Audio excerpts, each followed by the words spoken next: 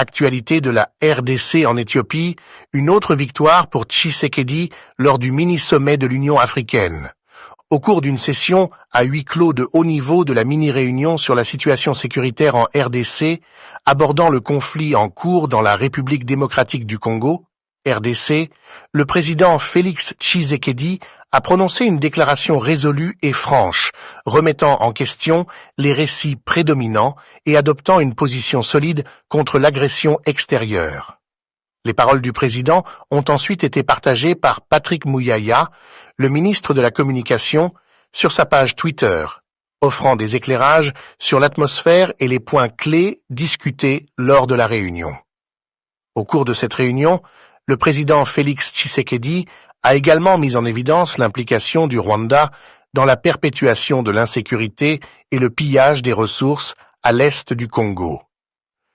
Patrick Muyaya a résumé les déclarations du président Tshisekedi, RDC, démanteler les mensonges et les manipulations, attaquer le mal, rétablir la vérité avant de parler de paix. Les remarques du président se caractérisaient par l'ouverture, la franchise et la détermination à aborder les causes profondes du conflit. Le président Tshisekedi a affirmé sans équivoque « Cette guerre n'est pas une invention de la RDC », contestant toute tentative de déformer les origines du conflit. Il a souligné que le conflit en cours sert d'outil pour l'exploitation continue du pays, profitant non pas à la RDC, mais plutôt au Rwanda et à ses complices. L'affirmation du président met en lumière son engagement à dévoiler les véritables motifs derrière le conflit et à résister aux influences extérieures cherchant à exploiter la RDC. De plus, Tshisekedi a rejeté l'idée de devenir le protecteur d'une communauté d'un pays voisin, soulignant l'importance de maintenir la souveraineté et l'autonomie de la RDC. Cette position reflète l'engagement du président à protéger les intérêts de sa nation sans céder aux pressions extérieures.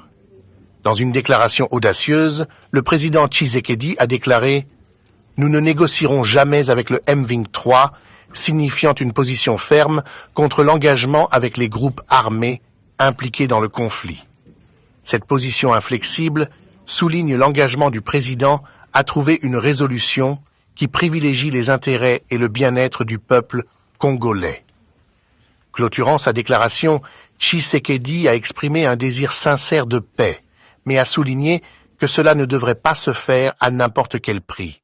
Cette approche nuancée indique un engagement à assurer une paix durable et juste qui aborde les causes profondes du conflit et garantit le bien-être et la prospérité de la RDC et de son peuple. Les remarques franches et audacieuses du président Tshisekedi lors de la réunion soulignent son dévouement à affronter les défis auxquels est confrontée la RDC et à rechercher une résolution conforme aux meilleurs intérêts de la nation. Les déclarations établissent également le ton pour une approche renouvelée et assertive pour aborder les complexités du conflit et de ses implications régionales.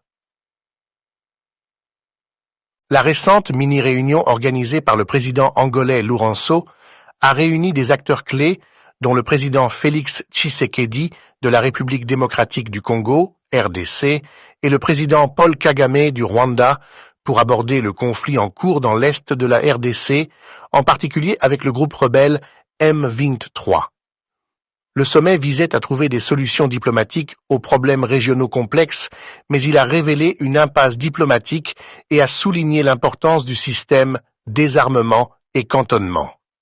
Le président Tshisekedi a affirmé l'engagement de la RDC à résoudre le conflit par le biais de mécanismes établis, notamment le système désarmement et cantonnement. Il a souligné que le pays avait déjà exprimé sa position sur la question et a exposé un processus simple de désarmement et de cantonnement.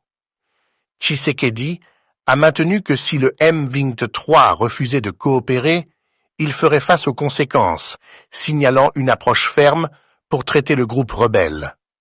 Le sommet s'est déroulé dans le contexte d'équations diplomatiques complexes avec des tensions évidentes entre le Rwanda et la RD Congo. L'absence de poignée de main entre les présidents Kagame et Tshisekedi indiquait des relations tendues. La disposition des sièges soulignait également des divisions, avec Kagame, président du Kenya Ruto, d'un côté, et Tshisekedi et le président du Burundi Ndayishimiye de l'autre.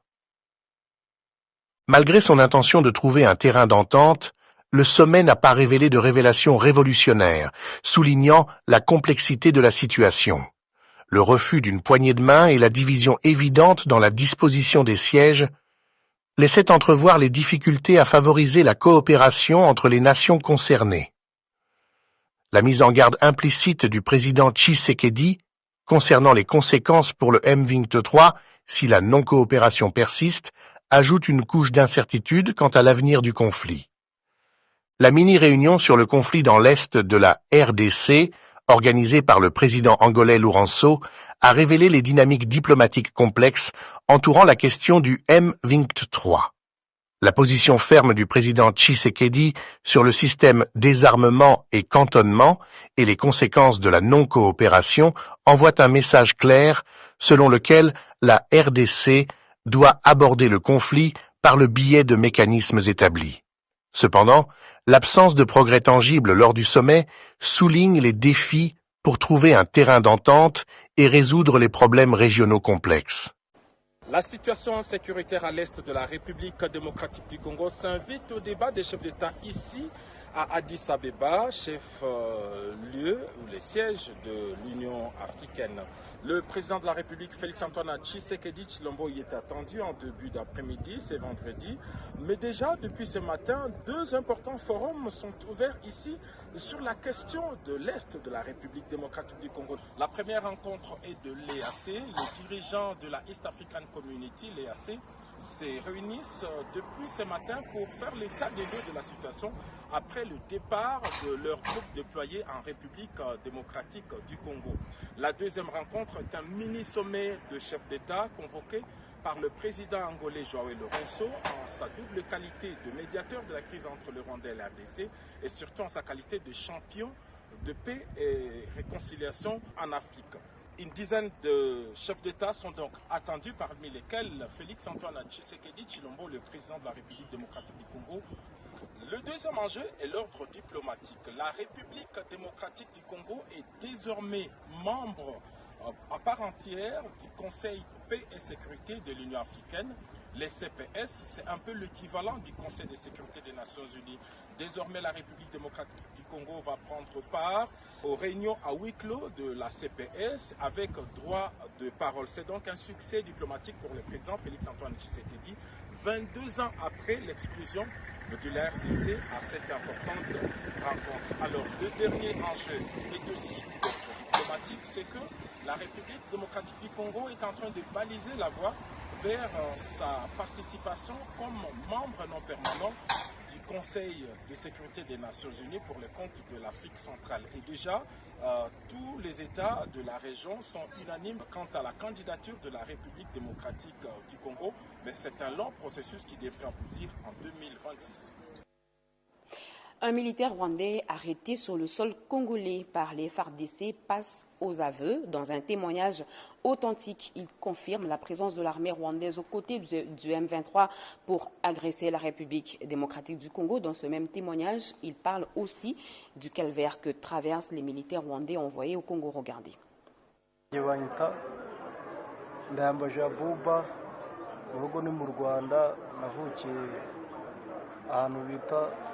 Kayonza mfite imyaka 22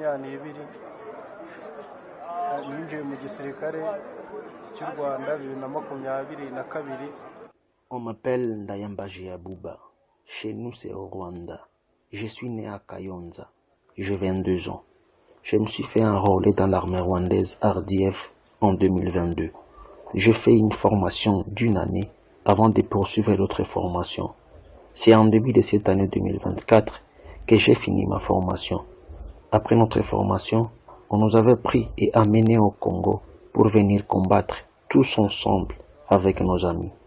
Aussitôt arrivés dans les villages du Congo, les affrontements ont commencé et l'on a pilonné notre position. Nombreux parmi mes compagnons d'armes sont morts, mais par la grâce, je fuis et je me suis retrouvé dans une position de FARDC. Dans l'armée rwandaise, j'ai le grade de privat Mon numéro matricule